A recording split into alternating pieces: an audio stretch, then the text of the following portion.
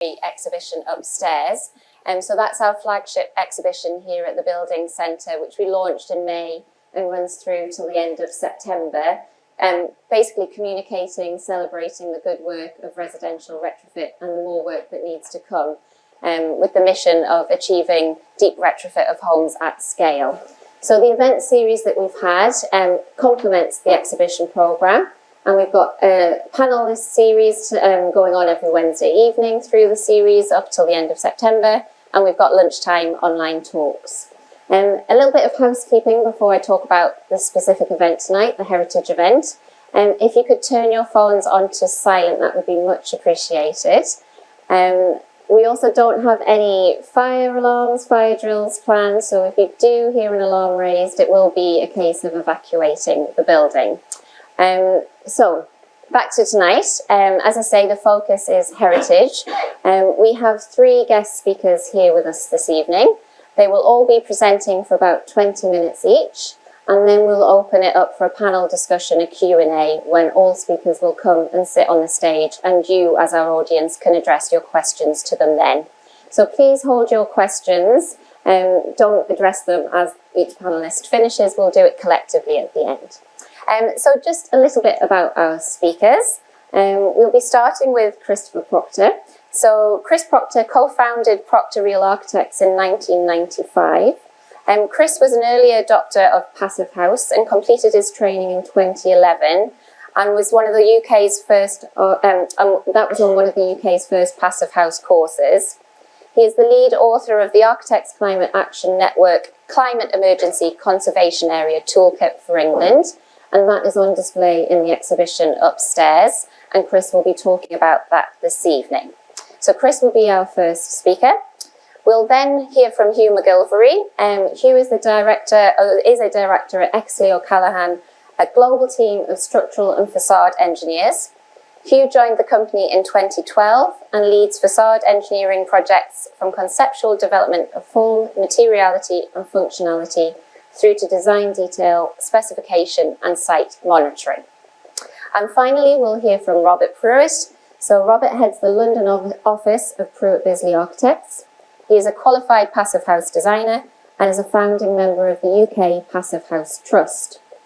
In 2019, he completed the RIBA conservation course, and his experience covers a variety of scales and building types, many in conservation areas and listed projects.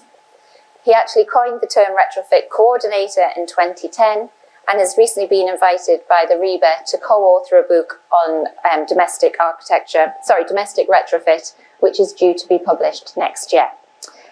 So we've got a great panel of speakers. As I say, they're presenting individually for about 20 minutes each. They'll be addressing issues, concerns around planning, technical problems, project solutions around heritage and conservation specifically tonight, as part of the Retrofit Meets series. So we're going to welcome Chris to the stage to start. So thank you once again for attending, and Chris, please come and take the lead. Great.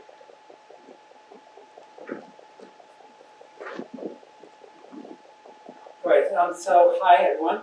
This is the book that I've just finished offering with Climate Action, Architects Climate Action Network, which is a voluntary group of architects rather than practices. It's individual architects who are concerned about climate change and want to do something about it. They've formed this voluntary organization, which has different groups working in different areas, like existing buildings, and which is where this one was done, and quite a few different areas, like 9 different working groups. So this was basically done where I live, in my neighborhood where I work, in Islington, London. It was done as a labor of love during the lockdown COVID, when I did a lot of the research. And we had a few people in the existing buildings working with me on it, but the key thing was I had a lot of good reviewers. And Robert Prewett is one of them, who will be speaking later. It was great to connect with people in the field to give me feedback, because it's a very big topic. This is about the planning system. So it's looking at where we are with the planning system and where we might be able to go. So if we think where we're at, we've had 27 COPs It's a long time to have known about global warming, climate change.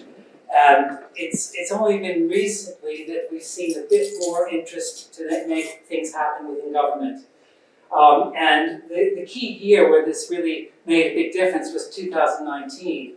The UK Parliament changed its Climate Change Act. The 2008 Climate Change Act was amended to reach net zero in 2050, which was a first in the world. So that was a key moment in 2019 to bring fossil fuels to an end and to move to renewable electricity.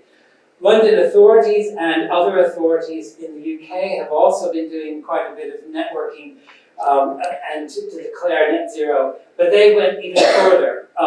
27 of the 32 London authorities declared net zero by 2030, which is a big, big ask, but it was symbolic that they felt it was so urgent. Across the UK, a huge portion of the 409 local authorities, 338, have declared some type of emergency with different dates. Most of them are around the 2030 time frame. And we can see in London, there's a map here with the different color codes. So 27 are in 30, of the 32 are 2030. Some others are 45. You can see the numbers down there. So it's quite a good reaction, but how will we achieve this? Planning has been slowly, incrementally changing. So this guide and this look was to look at where planning was and to see, this is a copy of the book here, and there's one upstairs, but I brought some to sell after this lecture if people are interested, £10, really covering costs. It is looking at where planning is and what is built into the system that we can use as designers and as activists to actually see where there's opportunity. 2019, there was a revision of the National Planning Policy Framework, which started to codify more public benefit of environmental objectives. 2021, which is the current National Planning Policy Framework for England, states meeting the needs of the present without commissioning compromising the ability of future generations to meet their own needs. So this is taken from the UN resolution and put right into English legal planning law. Another key point is not all elements of a conservation area or World Heritage Site will necessarily contribute to its significance. That's also written into the legal legislation. So when we talk about conservation areas and listabilities, significance is a very key term. And I'm going to go through some of the terms that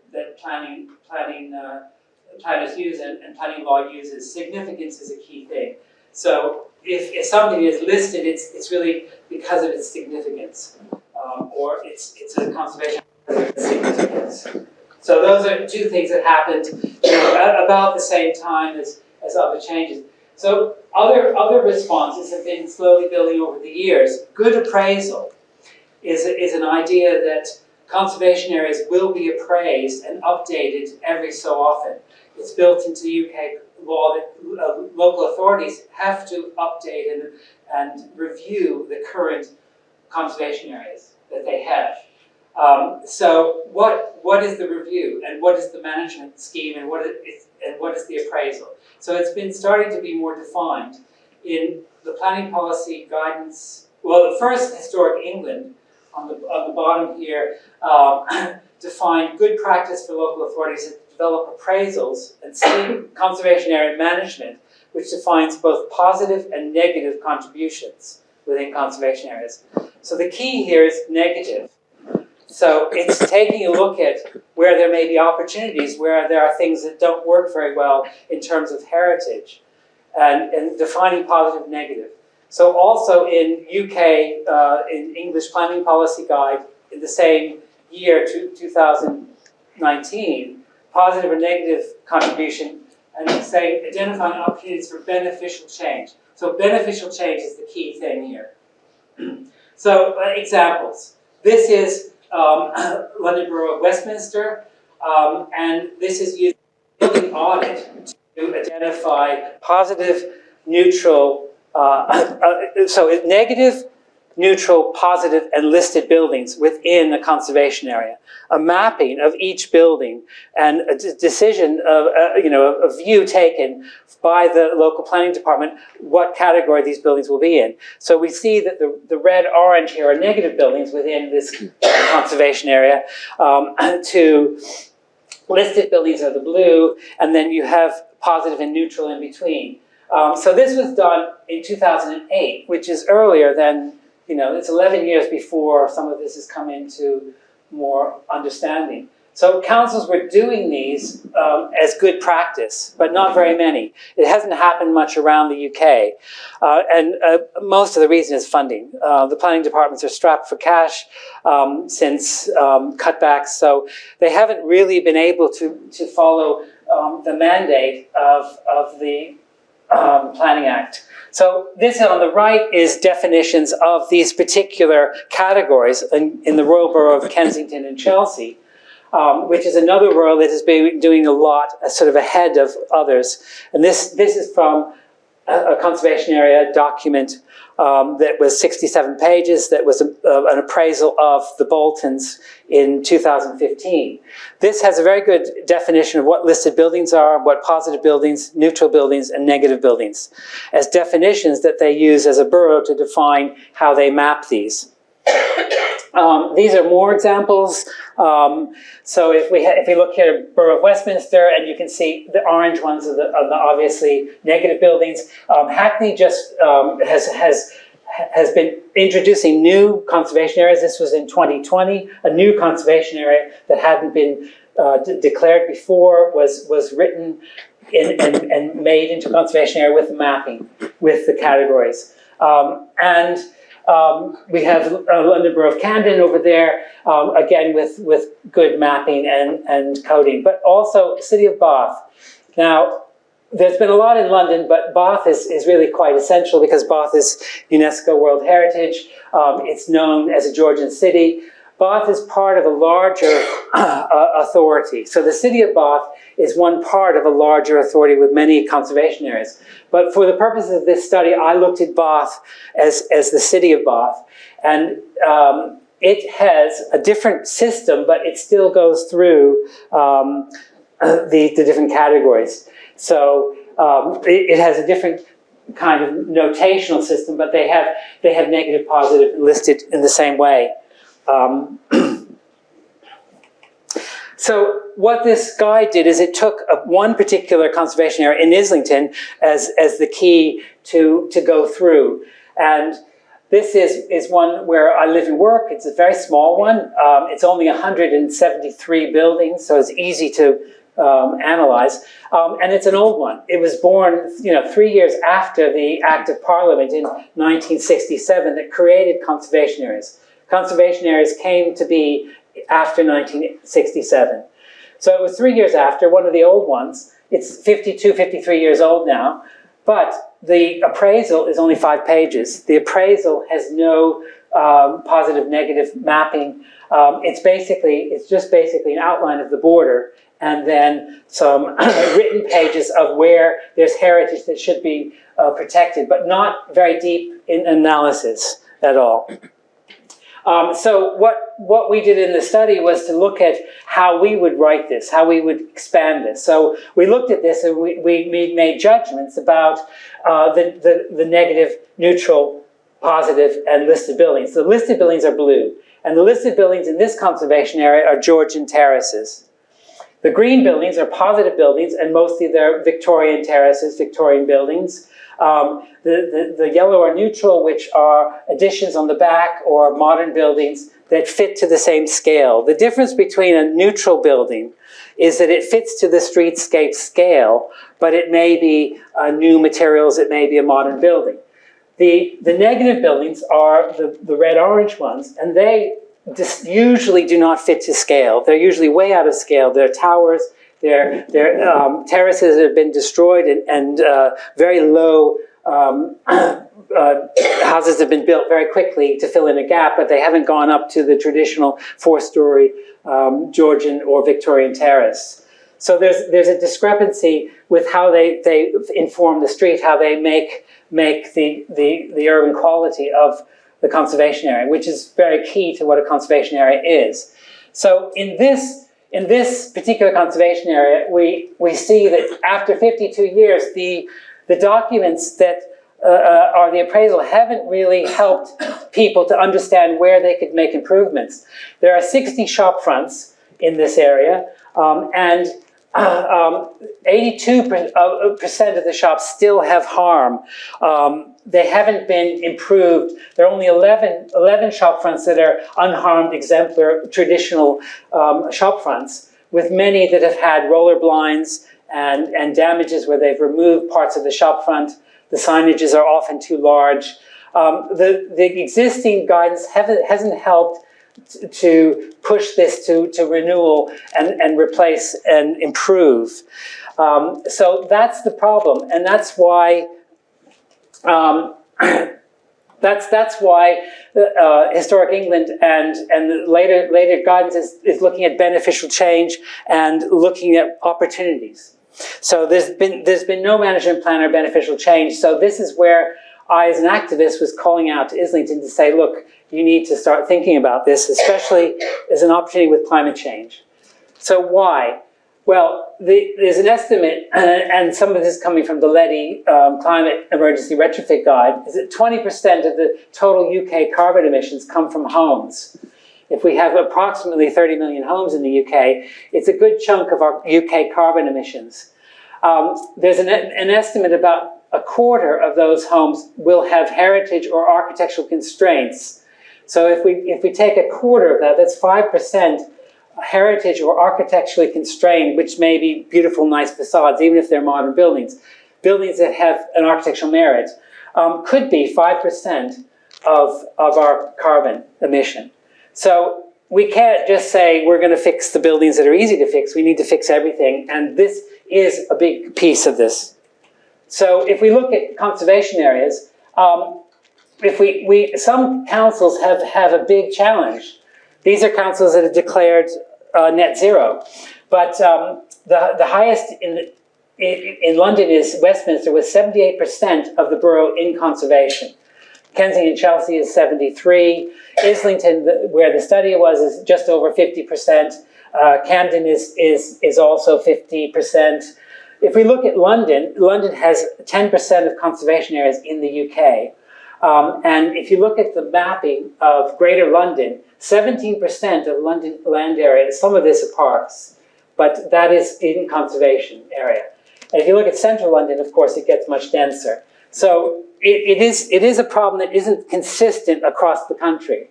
The Isles of Scilly have 100% of them are covered by conservation. But most inner cities in the Midlands and the North will have parts of heritage that are quite dense in city centres. So that's what's important to think about. I've gone a bit further than just building audits, and I've looked at element audits. And this is something that makes it easier to understand how you can retrofit. Looking at roofs, chimneys, solar, windows, external walls. And then this was carried out in Islington as this example, as a case study. And we found interesting facts that, that I'm going to expand on a little bit more. So if we look at this, element appraisal is not new. I didn't invent it. It's been happening in councils. And again, Westminster has been one of the leads on it. This is a Westminster conservation area that is from July 2008. And it looks at roof extensions. So the red buildings are out of scale, tall, new buildings. And the green is listed.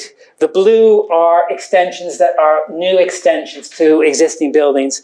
The purple are actually potential for extension, that the council has identified possible roof extension and replacement. So this is key if you think that there's a lot of heat leakage from roofs. There's opportunities to both repair and make heritage needs better, but also to do climate emergency good levels of insulation at the roof as well. This one here is up in the north. Most of my examples are from London, but I've tried to reach out and find things. This is in North Yorkshire. and this is Redcar and Cleveland, has a window analysis. So they did a local development order where they were allowing replacement of windows in this conservation area. So the yellow are casement windows, the blue are sash, traditional sash windows, and the orange are ones that don't apply. So they have details of double glazed windows that would be allowable replacements in this conservation area with this mapping. So if we look at windows, so significance is a key point and harm is a key point. And if we think about significance, Historic England has said that, this is in 2020, that when historic windows have been replaced with ones whose design does not follow historic patterns, they are unlikely to contribute to the significance of the listed buildings. Replacing such windows with new windows of a sympathetic historic pattern, whether single glazed or incorporating slimline profile double glazing, may provide opportunity to enhance the significance. This is on Cross Street in Islington. This is a Georgian listed terrace. These are windows that have been replaced perhaps in World War II, we don't know when, but they are not the original 6/6. And this is an opportunity to put back 6/6 windows to match heritage, but also double glazed. And often you see replacement windows poorly done. On the right, you can see a very bad infill just around the corner on Essex Road. But the one on the far right is actually one of these houses, a few houses down, where this has been a weird replacement of a single sash with a double sash below. So these kinds of repairs should be allowed, and what we're saying is there's opportunity here. So window mapping, basically, we found that there's classical sash, distinctive sash, functional sash, and modern casements on various types of buildings.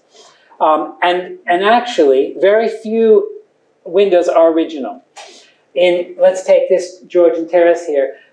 These without the dots are original. These, I'm pretty sure, have been replaced by looking at careful details of the window itself. So there may be opportunity on some of these, like some of these are the bad ones that I've shown you, some of these houses here, but there's opportunity to replace these windows. And if you look at the opportunities in this conservation area, right now, 86% of the windows are single glazed, of the houses. 86% with 14% double glazed. We could completely reverse that, and adding 75% double glazed or triple glazed with the 14, we could achieve 89%. And this would actually make the windows fit into the context better if they're done with proper windows. So what types of windows? I've analyzed different types of windows and different properties. This is the one that everyone talks about, slim profile. And the problem with slim profile is that this is very thin, and the glazing seals may be thin and may be leaking. So we need to make sure that these glazing seals meet standards, European and British standards, that these seals will not fail. If that is very clear, then this is a very good way to replace windows on sash that may be old that would be kept, and just replace these. There are other more modern ways, and this is when you have one glass and you apply these. The good thing about this is you can apply very thin mullions, which you might have trouble doing with this system. And then this is evacuated glass, so there's actually a 0.3 gap of evacuated vacuum. And that's quite easy. And then we get to triple glazed, we get the hybrid, which is evacuated and traditional double glazed. And then we get to the one on the far right, which is a triple glazed, but it's not a sash. All of these are sash. That one is a simulated sash.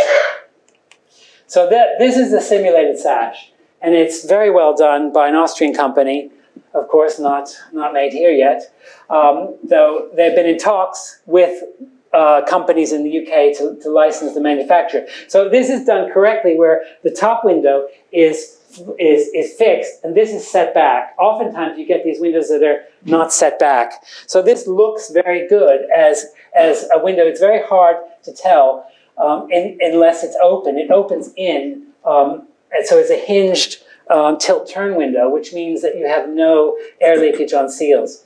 And this is passive house.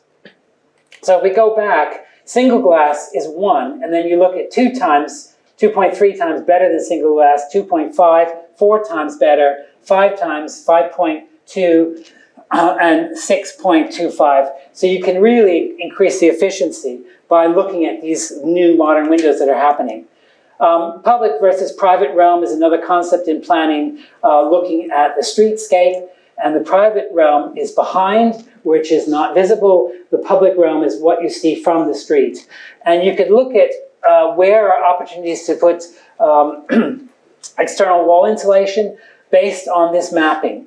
So it was found that in this particular neighborhood study, 44% of the walls could have external insulation and not be visible from the public realm, and therefore not directly impact on the designation of the heritage conservation area.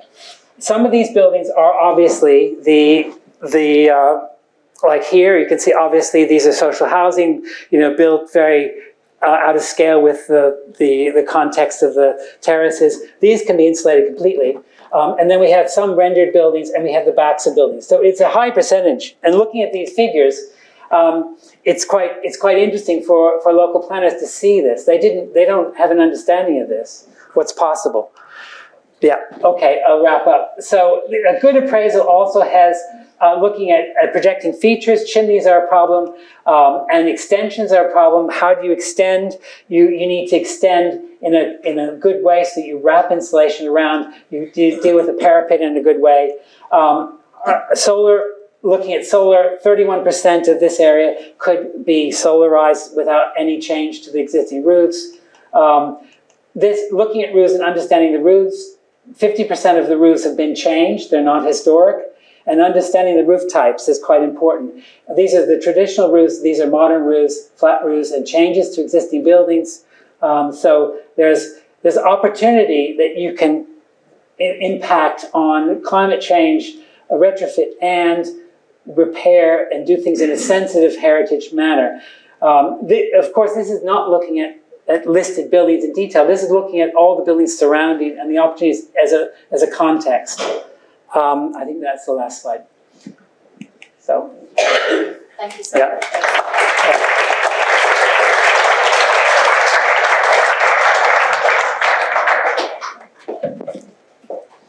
Perfect. Is it over to me? Hear me? Thanks for having me, and thank you, Chris, for giving a bit of feedback. Just keep trying. Thanks for that. That was a really amazing piece of work. I'm Hugh. I'm a director at EOC, and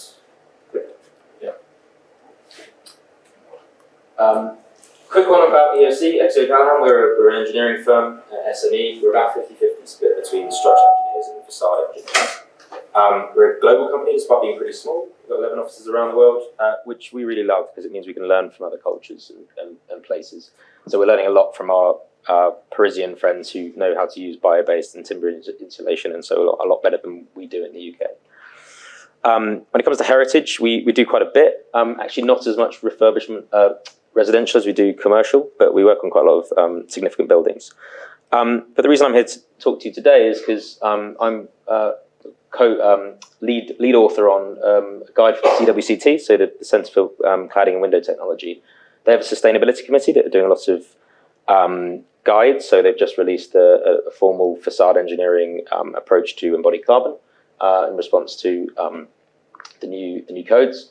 And we're doing a suite of different guides, one of which is refurbishment to facades. And what we're trying to do is put down a good practice process of how to navigate through facade refurbishment for facade professionals.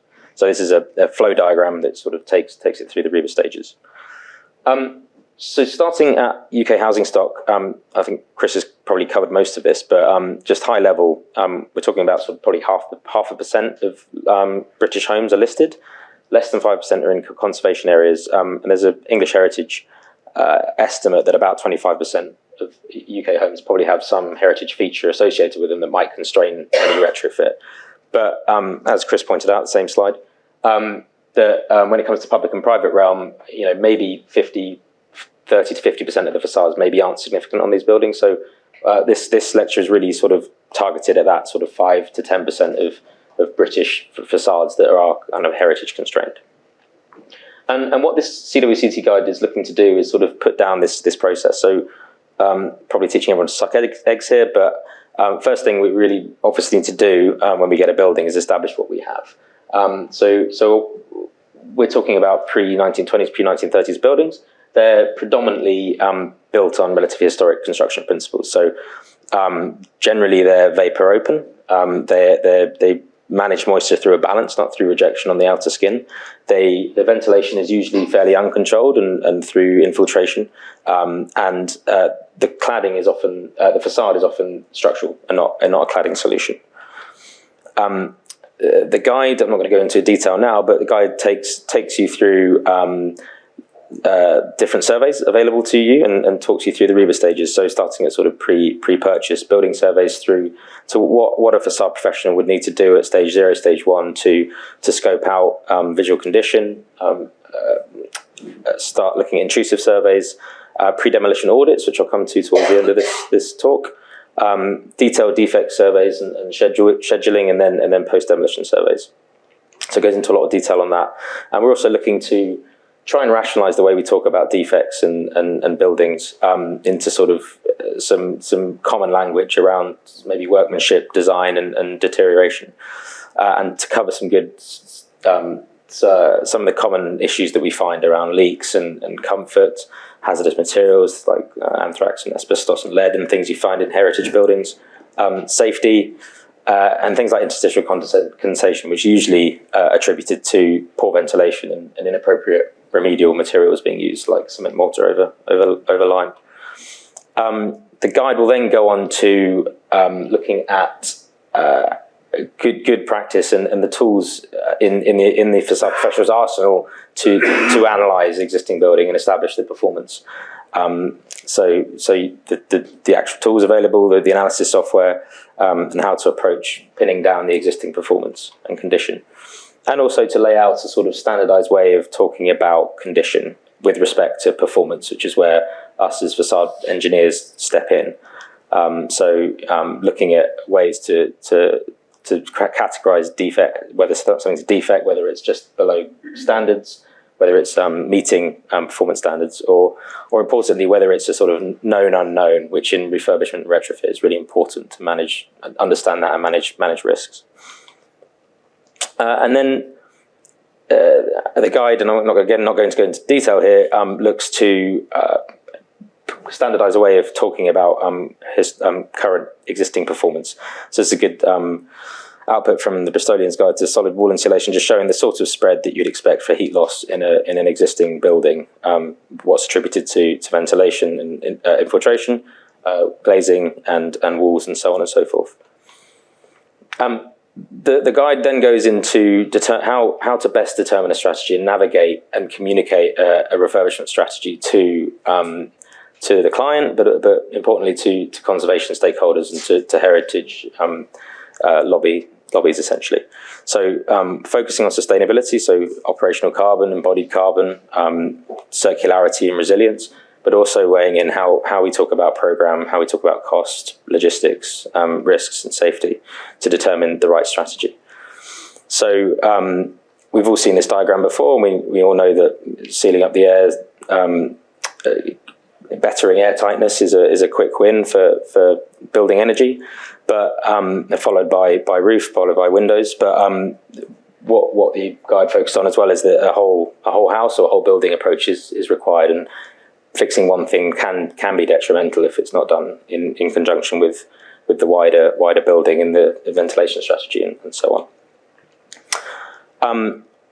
What one must then do is try to establish some targets. So the guide will lay out where to find these targets, Letty, Partel, the other sort of guidance available, and we'll appraise that. You know, some of the targets are ambitious, and sometimes they have to be taken with a bit of a pinch of salt because they can potentially be detrimental if you over insulate certain build-ups, for example.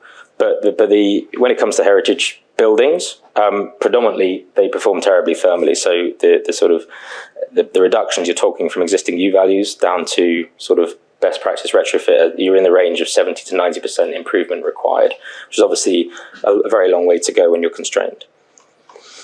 So just taking an example project, if you take a pie chart of heat loss, the sort of proportions of energy that you can start to save from sealing leaks and massively improving air tightness and window reglazing, for example. This is a very highly glazed project, this one, so the wall proportion is probably a little bit off, but it's a significant thing we can do. And all that is in the context of conservation, and conservation and the conservation stakeholders tend to follow a similar sort of hierarchy to the PAS 2080 and the sort of 9 or however many R's there are in the circular economy nowadays. Of let's start at build nothing, let's refuse, and then let's step back from there. So what we're condoning in the guide is exactly that, is rather than jump straight to deep retrofit and start throwing that down everyone's throats, let's scale it back and let's start at repair. Let's see what that does for us, because just recognizing and talking about the tension between conservation and often net zero and operational carbon. So we've sort of set up this hierarchy, which roughly follows other hierarchies out there. Others are available, but starting at repair and heading down to sort of replace. And this has to be done on a component basis. Facades aren't one thing; they're an assembly of lots of different systems and components, and they can be extraordinarily complicated. Less so in the heritage world, but we talk about shearing layers, one of which is the envelope, but within the envelope itself, that itself has many shearing layers and many different service lives and performances associated with different components and so on. So like Chris said, on his element audits, you have to be looking at these things elementally as well. But to keep things simple, I was just going to talk briefly about windows and walls as sort of two key components of heritage, and talk through an approach to this hierarchy of intervention for both. So again, just touching on what this guide's going to cover, windows. The guide will briefly talk about sort of window technology and try and consolidate some of the guidance out there. So specifically to heritage, we're predominantly talking about sort of wrought iron, timber, and some steel windows. And it will do the same for glass, looking at the different glass technologies as they went through time. And so we do have a lot of crown glass, cylinder glass, or plate glass in heritage buildings, but predominantly it's more hybrid now that years on as things have been replaced. And borrowing from Historic England Guide, we have lots of window types, some iron, some timber, casements and sash windows. Chris has already covered a lot of that, so I thought I would dwell on steel windows, which is less relevant, I think, to residential, but I think still important, particularly in London. So steel heritage windows, they perform absolutely terribly. They're single glazed, they're not thermally broken, compared to a timber window whose modern profile is very similar to an old profile, except for maybe the sash mechanism. It's still timber. The thermal breaks in metal windows are a real critical thing to think about. They're obviously very poor air tightness and very poor acoustics, but they are beautiful. They have very slim sight lines, which are the sort of holy grail from my experience in conservation, and they have very high intrinsic value. So talking about case studies and where we've seen this before, stepping down this hierarchy of intervention, it comes to critical windows. We've started at repair, and we've said, well, what does this look like when you repair a steel window? The reality is we can seal the small joints, we can reputty the glass, but you're still going to have an absolutely terrible thermal performance, and you can slightly improve air tightness on site, but not drastically. So then you step to renovation. You say, well, okay, we'll take the window out, we'll strip it, repaint it, we'll add some proper weather stripping, we'll replace the ironmongery, we'll replace the glass. But typically when you're talking small format heritage windows, replacing the glass, even if you're using evacuated glass, because of the small panes and the amount of edge seal losses and the amount of loss through the frame, you're only ever going to go about 30 to 50% of the way that you need to.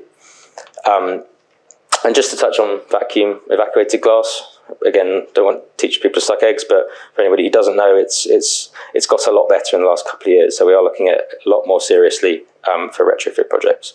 The only thing that we need to overcome is the visual issue with the pillars. But actually, when you stand back a metre or so, you don't see that. So we should be using this product now that's there. And then we step to sort of retrofit, and secondary glazing is obviously used a lot in retrofit. I'm not a fan. You can significantly reduce the U values, but what we see quite a lot is that if it's not used properly, not installed properly, you create a lot of thermal bridging. You can end up more rapidly accelerating the deterioration of the frames on the outside because they get colder and you trap moisture. And it doesn't look great a lot of the time. And large windows particularly are difficult to manage. So we sort of steer away from that. And then we can look at remodeling. In timber windows, it's a lot easier to recalibrate, reconfigure a window. In the steel world, it's a lot harder. We have looked at this before, taking windows off, trying to retrofit thermal breaks and do clever things to them. But commercially, it becomes very, very difficult. And it's not really a viable option. So then we're sort of down at the end of the hierarchy in the world of sort of replacing with modern equivalents. So modern equivalents in the steel window world can get you down to the sort of 60 to 80% improvement that you saw you needed in the sort of the sort of Letty targets, for example. Not quite all the way there when you're talking about the framing ratios, but not far off. But at the expense usually of framing sight lines and depth. So when you're looking at these things obliquely, you read a lot, a deeper frame and a heavier window. And just throwing some sort of market responses to the critical world on the table, and you can see from the original profiles just how much bigger even the slimmest line alternatives are nowadays. So, and this is and the thermal performance is a lot to do with the framing ratio. So taking this big critical window example here, if you take that from as a replacement new window, you might be at 2.5, even with vacuum glazing, down to sort of 1.5, 1 if you start to remove that glass. But obviously that has conservation consequences. And that's where, like Chris was saying, you can start using dummy bars, Munton bars, and putting large pieces of glass in, which starts to give you a bit more incremental savings. And these can look okay, but again, pushing the VIG, they look a lot better on a VIG because you don't have that intermediate spacer, which you're losing a lot of heat through. So they perform a lot better in that instance as well. And so you can start for all these to am I out of time? We can start with all these to start mapping out the thermal improvements, seeing that if we keep the window, it's this. If we renovate it, it's this. If we replace it, it's this. If we replace it with dummy bars, it's this. And we can start showing the proportionality of this on the buildings, and then fundamentally measuring the embodied carbon of these responses and the operational carbon benefits using thermal modelling for each option to put this on a map. So for this particular project, window replacement paid back after 2.5 years. Window reglazing was more like 7-8 years, so three times worse really.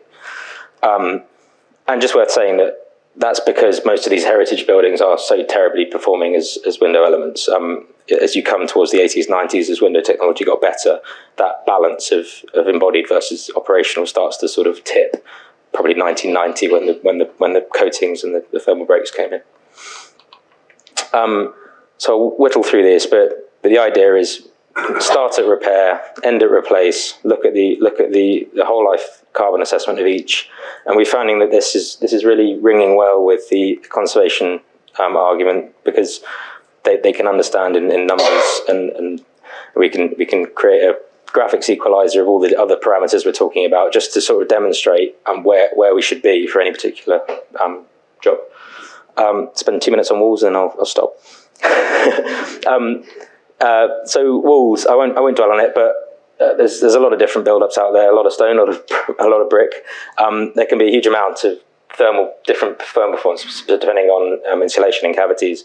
But just worth saying that the Society for Protection of Ancient Buildings did quite a good study a number of years ago on the actual measured performance of in situ heritage walls, and they found actually that because of the capillaries, the sort of undisclosed cavities, they can perform an awful lot better than your sort of on the internet U-value calculator. So it's always worth checking and actually doing the literature reviews to understand, is your wall performing better than you think it is before you go and make a load of intervention. And similarly to the windows, repair and restore walls, you're basically just going to improve air tightness very slightly.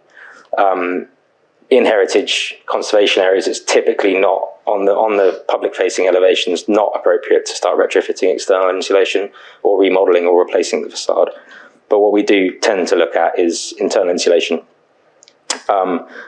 But again, I think, sucking eggs, but we do have to be very careful with that. And we have to really understand what the existing walls are. We have to undertake sort of hygrothermal analysis to make sure that the vapor in the wall is controlled, and that we're using vapor open capillary active materials. And this is a really good opportunity for using bio-based materials, because they are often exactly that. And a little diagram from the guide that just sort of says, if any of these things are occurring on your heritage facade, be wary and resolve it before you start insulating, predominantly around moisture and ventilation. If there is problems, if there's cracks, if there's copings missing, if there's rainwater goods deteriorating, we need to address those things before we start using insulation in the walls, particularly bio-based insulation. And I'll skip past that. The very last thing, just to plug, is the other thing that's often missed on these things, I mentioned pre-demolition audits earlier, is that when we're talking about glazing replacement or window replacement, not enough care is taken in the industry about what happens to the materials we're taking off site and how we dispose of those things. And we're not well informed on that in the UK. We've done a lot of research into this, and if you take 96% of current flat glass that's thrown away, we're told it's recycled, but it's not. It's downcycled, and most of it ends up in road paint. Most of it ends up in spun glass wool, for example, and only 3-4% ends up back in the float line as a sort of circular economy. So we need to improve on that. And just some tips to do that. So, things we can be doing as specifiers is doing a pre-demolition audit. When we know what our strategy is, let's get to site, let's understand those materials that we're taking away, let's not forget about them. Let's make sure that we're not contaminating them when we remove them. We're specifying demolition properly. We're keeping panes whole of glass. We're not contaminating them with different types of glass. We're separating them, putting them in a different skip. And really importantly, that we're engaging early, and we're using specialist recycling firms for the materials we're taking off site, because otherwise these materials get forgotten and left. And that was me. Thank you so much.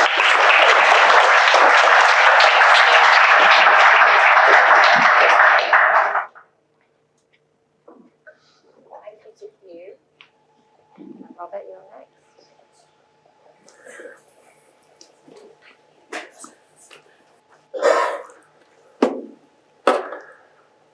Hi everyone. Thanks very much to Chris and you. Hopefully, the presentation I'm going to give resonates and pulls together some of the advice we've been given so far. So this is a case study on a project we finished a couple of years ago. It's a Mews house in a conservation area in West London, and I'm going to talk a little bit about sort of the whole house sort of approach that we took. A bit about sort of what we understood about the house before we started doing that, and also there are a few graphs coming. I'm an architect, but I'm one of the few architects that likes a good graph. So there's some sort of post-occupancy stuff that I'd like to share too. Okay. Just before I go into the house, so that project occurs sort of in the background of lots of other retrofit projects to domestic dwellings that we've been involved in over the last sort of 15 years or more. The numbers under these sort of variety of projects, the grey numbers refer to space heat demand, and the before the project, and the black numbers refer to space heat demand hopefully after the project, or in many cases measured. And actually most of these were built before the LETI standard, but I'm glad to say that most of them sort of fall pretty close to the LETI standard, which is reassuring for me. These projects that I've sort of highlighted here are all in conservation areas, and the one actually with the lowest space heat demand happens to be a listed building. I won't go into the reasons for that, but it's partly to do with form and things like budget too. But sometimes heritage isn't so hard to make low energy. So, for reference, the Muse house we're talking about, the estimated space heat demand for that's about 48 kilowatt hours per square metre per year. These are some drawings, or a drawing we did at the start of the project. So it's an end of terrace house, which means it's got 3 external walls. So lots of area to leak heat. And on the left-hand side, the existing, or the before space heat demand is shown there, and that's based on sort of build data, which coincided quite closely with the energy model we built. And next to it, the very small red bars are sort of AECB stroke LETI standard and passive house standard. So you can see, it was substantial amounts of space heating. The EPC said a similar thing to say, and then the graphic on the right shows the real gas use split into a little bit of blue stuff on the top for hot water, followed by a bigger amount of sort of peachy colour for just flue gas losses, so heat that goes out through the boiler flue and just never goes into the building at all. And then the big red one is what comes out of the radiators, tens of thousands of kilowatt hours in this case, and still the client said that they weren't very warm. So about 6,000 kilowatt hours alone on flue gas losses, which I'll refer back to later on. This slide summarises some of the key measures, not all of the measures, but I think some of the more interesting ones. So bottom left, the wall insulation strategy was to use an insulating plaster, which I'll describe in a bit more detail later on. So that's pretty much all those three sides that you saw just now. And then the windows, we decided to replace the sort of 1980s poorly made sash replicas with better made sash replicas out of much more durable timber that use the evacuated glass technology that both Chris and Hugh referred to. And the windows which see most sun, so the ones highest up and the ones that are sort of dormers and really modern constructions, we were very keen that those had active solar shading to reduce summer overheating. So, in retrofit we're quite focused on what happens in the winter, but increasingly, especially in London, I'm sort of increasingly concerned about what happens in the summer. Living in a 1960s house that I do with very large windows, where we're struggling to sort of resolve that a bit. We were very keen to use a low carbon heat source, but this Muse property has no external space, so the only place to fit that was on the flat roof. We've installed ventilation with heat recovery, so that's not true for all of the projects we do, but I was very glad we were able to on this one, both for energy saving but for air quality, and also helping to manage moisture. There's the external space issue is a problem for drying clothes too, and we all have problems doing that in the winter.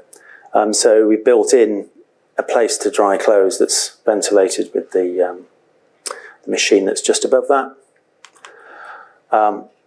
And finally, the house is entirely heated by underfloor heating, and that's allowed by the fact that it's quite well insulated, so the heat load's quite modest, so underfloor heating can work, and underfloor heating happens to work quite well with air source heat pump technology too, because that provides low temperature heating water.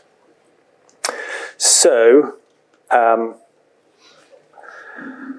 this is a summary of the modelling we did of the before house and the after house. The red bar is sort of matches the red bar from previous slides. It's what sort of the heating system needs to do. So potentially through sort of good fabric improvements, we felt we could really reduce that fundamentally. The losses are sort of correspondingly represented. You can see sort of which elements they're going through. One of the reasons this project, or the level we were able to go to was quite deep, was that there was a sort of an architectural rearrangement going on at the same time. So, that allows you, it gives you the opportunity to get back to areas you might not otherwise be able to do so in sort of purer retrofit projects. So the two things go together quite well. If you're changing kitchens, if you're changing bathrooms, or even in this case changing the staircase position, you're able to get to walls and areas which otherwise wouldn't be accessible. This slide shows a comparison we did at feasibility stage, looking at different options for internal wall insulation, and we tried to look at it quite agnostically. So we looked at things like PIR in sort of thicker and thicker layers to see how far you could push the U value, and we looked at things like wood fibre, which are much more sort of moisture open, and we also looked at insulating plasters, which we felt would match the building physics much better. And we came to the conclusion that a relatively modest thickness of insulating plaster would actually do enough work for us in terms of the space heat demand saving, still probably reducing the heat loss by a factor of 3 or 4. And it wouldn't lose us any floor area either. And the location of this property, you can imagine that's quite sensitive. It affects house price a lot. And it would also work with the building physics much better, we thought, and provide sort of a real sort of wall when you tap it. So we proceeded along those lines. And the other technology I spoke about, and it's been mentioned several times, is evacuated glass. We found a manufacturer in the north of England who's making sash windows using evacuated glass, and they've come up with quite a good system for sealing the window very tight, so it doesn't leak warm air. We worked with them to reglaze the entire house. And that's a close-up of the evacuated glass. So many people who visit the house don't realise that it's sort of high-performance glazing. They think it's a single glazed building, because you don't, even close up, it's very hard to tell actually. But it's a cheat. It's the glazing bars are planted on, as in the diagram on the bottom right. But in my view, a cheat's okay if you're not aware of it. Architecture's full of cheats and sort of structural lies. But I think as long as the illusion is convincing, I think that's the most important thing. This drawing summarises kind of the whole house approach, the insulation strategy, continuity of, sort of airtightness strategy, ventilation strategy for summer and winter, solar shading and sort of daylighting too. So the other aspect of this house before we intervened was the daylight was quite poor in many of the spaces, and the staircase and attendant sort of roof light above have sort of really transformed that. A substantial strip out to do this sort of thing. Actually, a lot of the walls just had dot and dab plaster, and so the linings come off the walls quite easily. And I think dot and dab plaster should generally always be removed anyway, because it's sort of an absolutely terrible form of construction. But the original first floor structure and sort of subsequent steelwork that you can see in the ceiling, we were very keen to retain all of that because it's very easy to reuse. That's the insulating plaster going on. It's quite messy. So it's not something you can easily do kind of living in a flat, sort of trying to do this room by room. You really do have to sort of be out. It also takes quite a long time to dry, so it's not all easy.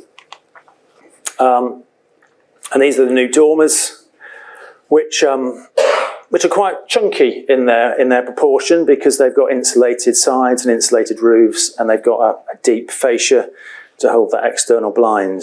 But for me, I'm quite sort of happy about those sort of shifts in proportion. And there's the ventilation and the underfloor heating going in. The air source heat pump going on the roof, and the hot water tank on the right-hand side just below it, and the many, many valves, which I never quite understand why there's so many, but there are. So that's kind of the approach. I'll just briefly whiz through kind of the results. So the before kind of energy is on the left-hand side there, and there's domestic electric sort of just on top, just above the black dotted line. And the fabric reduction really reduces the big red bar right down. The hot water demand is notionally similar. And if you sort of imagine what's happening next, you can omit the flue losses potentially at this point. So fabric made a tremendous difference. But when you add on the efficiency of the air source heat pump, then the colossal amount of stuff on the left-hand side disappears to sort of this tiny pile on the right-hand side. And if I refrain back to the flue losses original, and you compare those with the total energy use at the end, they're not dissimilar. And this was just energy which was being thrown out of the wall before the project started. So I find that quite sort of astonishing still.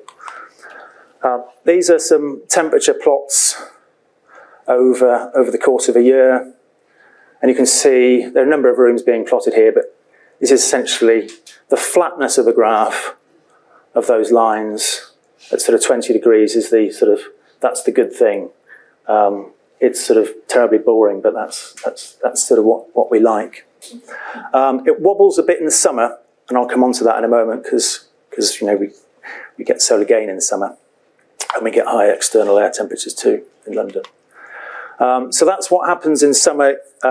This was last July, the heat wave, and you can see the yellow dotted line is plotting what's happening outside. We're getting up to almost 40 degrees, remember? Scorchio. But inside, all rooms have remained just about below 25 degrees. That's partly the active solar shading. There's also a small amount of active cooling being run from the air source heat pump too. Only about 3 kilowatts, but between that and the active shading, it's like rather nice in that particular house. Relative humidity, pretty stable too, between sort of 40 and 60% almost all the time. So pretty comfortable and pretty low energy. In terms of whole life carbon, we've compared the before house running on gas, which is sort of the reddish lines, sort of going off to very high numbers in sort of 60 years' time, if you just carried on like that, with the green lines, which are versions of the house as built.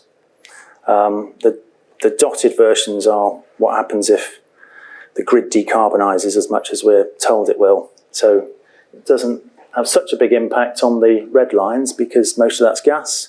On the green line, if the grid does decarbonise, then the house gets very quickly to being pretty much zero carbon, at least theoretically. And the other interesting thing about this graph is where the two lines cross. The embodied carbon of the job is overtaken by the operational savings, and so it's about 3 to 4 years on this project, which seems sort of reasonable. If that were approaching 10, I'd start to think, is this worth doing? And that's how we felt the embodied carbon was distributed. And I've stacked it into two lumps. One sort of the energy saving stuff, and the other kind of architecture, in inverted commas. And we were actually pleased. We did this after the event. We were pleased to see that actually we'd put more effort into the energy saving stuff than the architecture, carbon-wise, which feels to me like the right balance. But that's because this house doesn't have any extensions. Yeah, so not doing extensions is a really good thing if you're going to do any home improvement works. Try and not do an extension. Doesn't give me loads of work, but it's better for the environment. So this project was featured on Channel 4, and I think it's still around. So Muse House Deep Retrofit, which Channel 4 really hated the name of because it's terribly uncatchy. But you probably find it on the Channel 4 series for House of the Year. These are a few images downhill slope now of sort of before and after. So that dining space on the left, which sort of needed about 20 recessed downlights to make feel comfortable, is now a daylit space. The ground floor is sort of has a nicer relationship, more discreet relationship to the street. And this stair which winds up the house, which brings daylight down, which is all made out of timber, made in Frome by a friend of mine, is quite a lot of fun and really sort of connects the house up. And there's connections front to back at first floor, which didn't exist before, so you get enhanced daylight there too. And that's me. Just a note, N-Gas now, so that's some initiative launched by TUD engineers to say, we need to stop putting the gas boilers back in, and we really need to be doing heat pump stuff kind of now, not tomorrow, not in 10 years' time. So please do go to that website, please do sign up. I'm an insulation fanatic, but actually this is at least as important. So thank you very much. Thank you.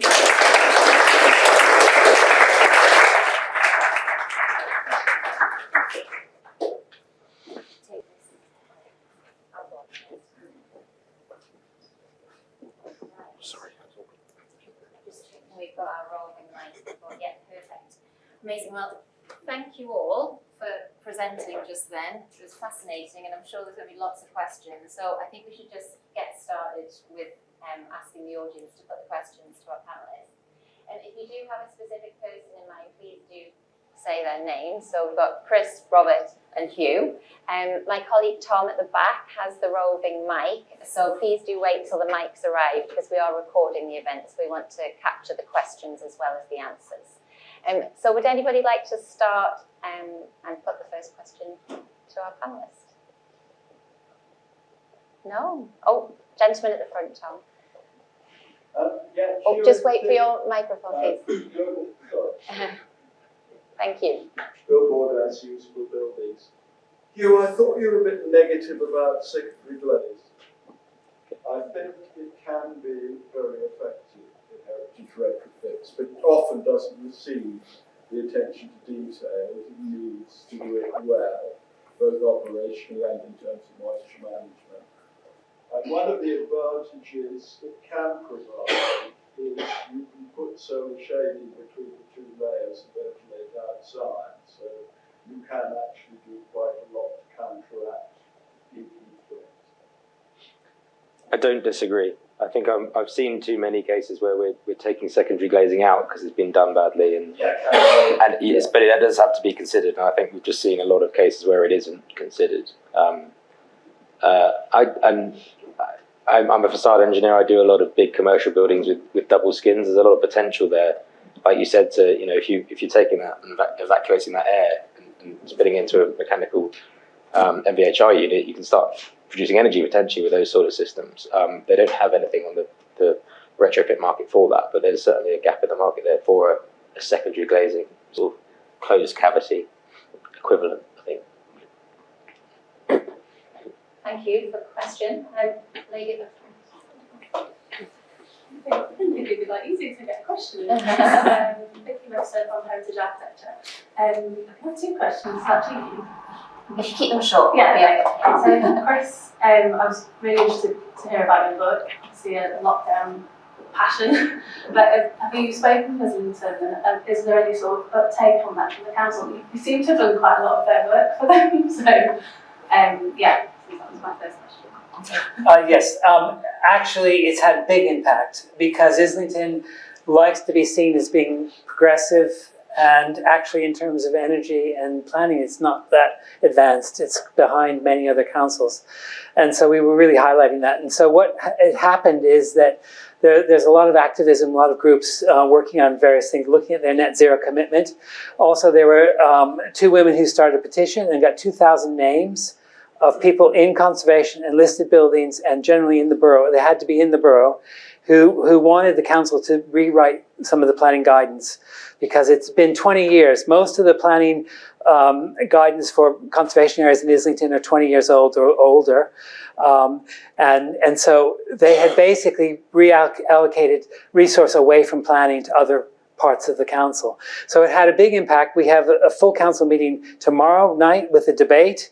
And we've got them to hire 3 new staff, a retrofit planner, a specialist conservation retrofit officer is coming, and someone who's writing a new SPD, supplementary planning document, that'll be a pattern book, pattern language library of detailing. There are several approaches councils can take. Royal Borough of Kensington and Chelsea is doing listed building consent orders. They've done solar. They're the first in the country to do this for solar panels on grade 2 listed houses. And the idea is to make them permitted development, so that if you do it in the right way and you just submit the drawings, it's automatically approved pretty much, and you go ahead and do it, cutting down on resources the council doesn't have enough of. They've just done windows, and windows were completed in May, and the next one they're doing is roof extensions. So they're doing it in small pieces like this for grade 2 listed houses. So they don't really cover the conservation that isn't grade listed. Islington said that we don't want to do that because it's too narrow. So Islington is writing a supplementary planning design guide, really, which will be a pattern book of typical house typologies and what you can do. So what is good? What does Islington consider good? Other councils have done this. Cambridge has done a very good one recently. Camden has one that's a little bit out of date now. But Islington is going to try to say, what is a Georgian terrace, mid-terrace house? How could you do it? How could you do an end of terrace? How could you do a Victorian? And I'm hoping that the work that's in this book would get in there. And they have copies of it. They're looking at it and they're going through it. So I think there's political pressure from local citizens and then expertise that we architects are submitting to them, which is making big change. It's happening. Yeah. Oh yeah, sorry. How many other people? It's all right. Questions? No. Absolutely fine. All right. So Hugh, this is thanks for setting that all out.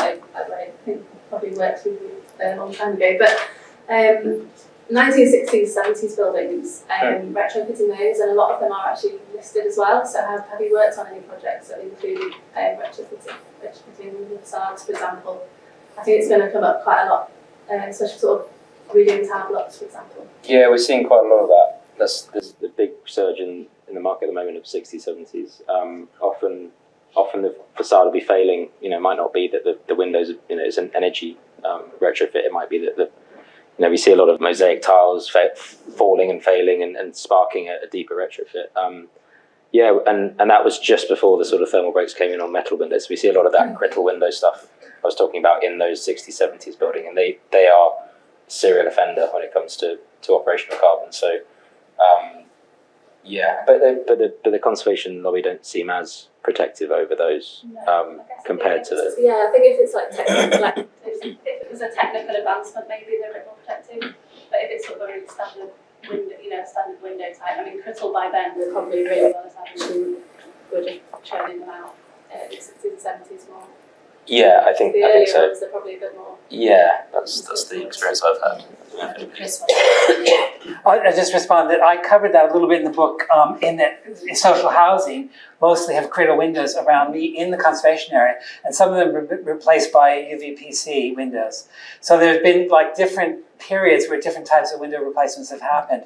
So PVC windows, which the council has sometimes allowed, which should stop. And then there are sort of bad metal replacement windows. And now there are a lot of modern windows that really go very far, that could really be used on these social housing blocks. And they could have complete new facades because the brickwork is often poor. They don't have balconies. You could do a whole new skin with balconies and better windows and facade insulation, and really make it fit to heritage much better. I just want to say, I really push for external wall insulation rather than internal as much as possible. I know it changes facades, but where you can use it at the back, it's the safest thing because it covers any joints of cold bridges between floors. It's very tricky to get all the details right inside. It's much easier on the outside. And a lot of these social housing blocks are very easy to insulate outside and change the facades at the same time. Great. The lady next to you, Tom. Hi, I'm Catherine Barber. I work for the Mayor of London. I'm responsible for his environment policy and his retrofit programme. So I was super interested by everything today. And I'd like to ask you a million questions, but I think just one actually. So I'm very drawn to everything that you've presented, both because of the carbon savings and presumably energy, like massive energy savings and eventually financial savings from that. What has surprised you when you've put these sorts of projects forward to clients or even thinking about the council, about the other benefits that make these desirable retrofit projects, maybe because of it being just a nicer space or something appeals about the home they're living in, because not everybody is a climate and energy nerd like most of us in this room. Do you want Robert to take start? I can open. So I'm probably quite lucky because most of the people that approach me are climate aware at least. But I think they also realise that they can live in a much more comfortable environment. And so the comfort aspect and some of my graph stuff at the end, in terms of flatline temperatures and constant relative humidity and low CO2 levels indoors, I think definitely really important to them. And personally speaking, having been retrofitting my own 1960s homes for the last too many years, that for me is incredible, and how it actually changes my day-to-day life and the health of my family. So I think the comfort and health aspects remain, I think, sort of undiscovered by many or underappreciated. And for me, they potentially take a bit of burden off the health service. Too many people live in too damp, too cold, too mouldy houses, and we're sort of becoming more aware now, aren't we, that has a very direct impact on our health. So those aspects are, I think, I think can hopefully help win over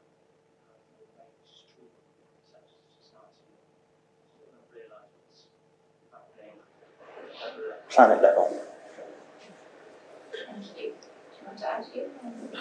I can do. I was going to draw on it was a commercial building rather than a residential one, but we had an amusing sort of anecdote recently where we had a commercial building that the client wanted to knock down, and it was quite a good building. It was just compromised from floor heights and a few other things, and we insisted as a design team to do a full kind of retrofit option. Almost got fired from the job as a result because we kept showing them this option and not the new build option. Anyway, we put in the new build option to planning, and planning came back and said, why are you knocking the building down? And obviously the client pulled out our retrofit option and said, oh, we looked at that and there's reasons why we can't do that. And all of a sudden we became their best friend, and it was, we went from always being fired to like being patted on the back but I think they weren't a particularly educated client, but we found we could just push the boundaries and do the work anyway, not necessarily being paid for it as much as we'd like to have been, but they did listen, and certainly the planners listened, and having those, like I said, the sort of hierarchy and the options down was really useful. We have a question from the front, and maybe we'll gear up one more question and then we'll close questions. So does anyone else have a question that they're desperate for? Okay, and then, so we'll take yours and then Tom, the lady at the back after this one. Okay. Thank you. Yeah, it wasn't so much a question, just more an observation. I found all of your presentations incredibly interesting and obviously a lot of what myself and my team are doing. I'm Keith Mandy from Newland Housing Trust, and we have the Barnesbury estate regeneration that I'm leading on. There's two elements to it: knock down, rebuild.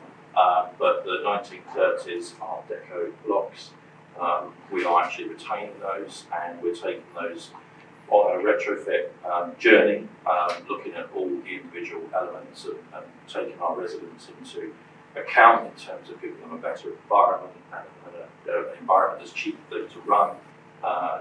Trying to get as many gains as we can insofar as energy efficiency and so on and so forth, but also respecting the building and respecting its character, trying to keep features like the chimneys and various other things. But I'm hoping we can take Islington on a journey whereby our vision is to do external insulation and to try to replicate the corbelling effect that we've got with a very nice brickwork.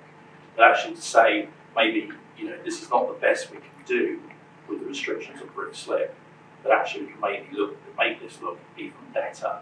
And I'm hoping in the next few weeks we will get that endorsement and then press ahead with the rest of the project. So thank you for that. It's given me encouragement to press ahead on the journey and try and break down some of the barriers maybe that you initially looked at. So thank you for that. That's good to hear. That's great. I mean, I think there is a problem with external wall insulation, and sometimes when you have the V at the back of terraces, there's a remit to keep that shape. If you do a mansard extension, you build it inside and you keep that shape. But there's nothing wrong with insulating and leaving some lines in the layering of the insulation, so you see the sort of ghost of the form that was there. I think that's quite important, and I've tried to do that in this guide to try to get them to think that way. But sometimes I'll just say, sometimes you can change the form factor and make it better by infilling bits in between, and you can leave some of the existing wall as a feature wall inside the property. That can also be a solution where you do a very new modern wall, but you have a space where you have the brickwork exposed. We've done that on some small projects. It's really beautiful. Then it's part of your living experience. Going and experiencing the brick inside. And the thermal mass is what's good inside the building. And that's the thing about external wall insulation. It keeps the thermal mass inside rather than internally insulating. Thank you both. And our final question at the back, yeah. Hi, my name's Jane Massian. I'm a planning consultant at Simple Group. I haven't taken offence by any of the bad words this evening. I found all the talks really interesting, and what I'd like to know is if there was one thing that planning authorities could give you or help you with that would make your jobs as retrofitting as well as balancing those with heritage as well, what would that be? And I know Chris mentioned about new S&D documents and these things that you want to do, and it's not always possible to find that. So is it a range of options that you need? Is it one particular? What's your view on what would be the best thing for planning authorities to learn about? Clarity. I think the indecision is the problem. Homeowners are taking a risk when they start to put an application. They don't know if it's going to be approved. And they spend a lot of money on concept design and planning application work. And that's why these guidance give people an idea before they start of what's possible. So even Islington has, and some other, Lewisham is doing, some other councils are doing free pre-app advice for retrofit. So pre-app advice was free in the past, and then it became chargeable because councils need to make money because planning loses money. And what they're saying now for retrofit, they need to give people some free advice to see what is possible. And several councils are doing that. So that is a really good step. I know you need to find funding for that, but that small amount, or maybe some simple guides of where you think there could be possible solutions that people can understand. Clarity is the big thing. Yeah, but I would agree with Chris absolutely, and a feeling that there's support actually. So almost every project I've worked on to date, it's felt like we're really dragging the sort of planning team with us. That's not always the case, and and if I spoke about the Board of Architects, I don't worry, I'd be as equally disparaging. But I think there's a great concern of not wanting to sort of take a risk, and so sort of being a bit quiet, and sometimes being a bit quiet about what people are allowed to do. There's no publications of PD allows you to do these things. Actually, you can change windows in most conservation areas if there's not Article 4s. But most homeowners don't understand what either of those words mean, so it's quite dizzying and confusing for them. And I think their natural position is to do nothing. So support. It is indeed, yeah, indeed. But there's shared knowledge. I mean, councils are starting to talk to each other. This is opening things up, and we need to be able to share knowledge out there, and not just keep it to ourselves. And I think there's, from this guide, there have been maybe 20, 30 councils that have bought it or come to meetings and been very interested. So councils are aware that they need to change some of the way they go about things.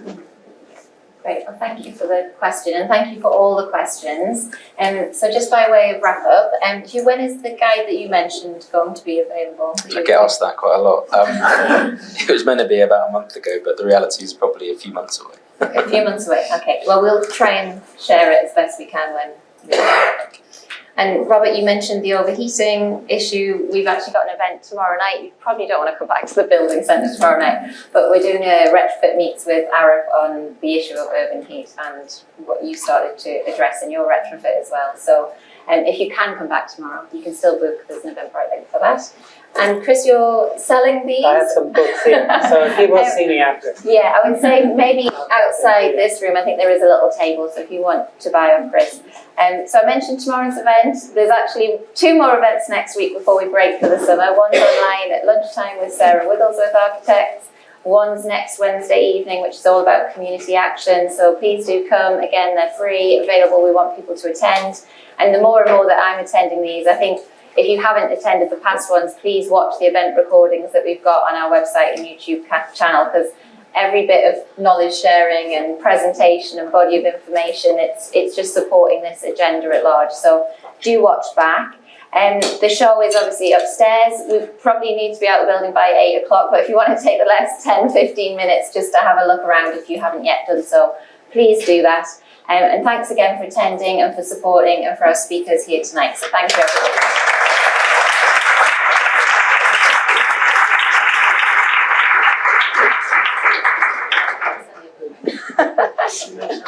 Thank you. Brilliant. Good. Great.